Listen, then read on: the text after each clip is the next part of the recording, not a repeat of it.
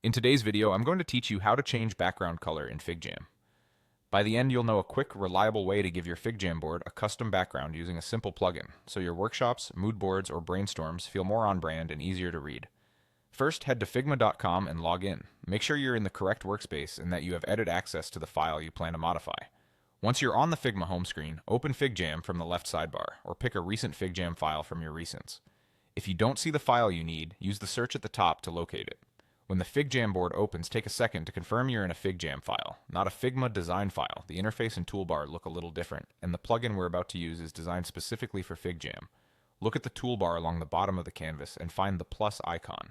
Click that plus button to open the Add menu. This menu is where you can insert widgets, templates, and plugins that extend what FigJam can do.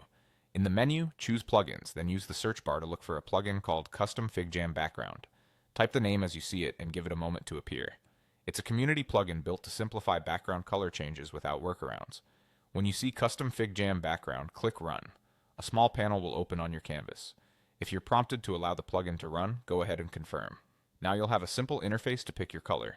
You can click through the color picker to explore options, or paste in a hex code if you have a specific brand color in mind. If you're collaborating, consider choosing a softer, low-contrast tone so sticky notes and connectors remain clear and legible. Darker backgrounds can look great, but make sure your text is still readable. Once you've selected the color you want, click Create.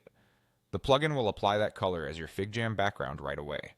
If the result isn't quite what you expected, just run the plugin again, adjust the color, and click Create once more.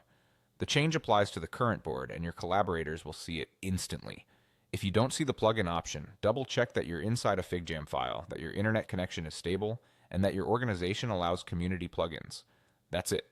Quick, clean, and customizable. Thanks for watching and enjoy your newly personalized FigJam background.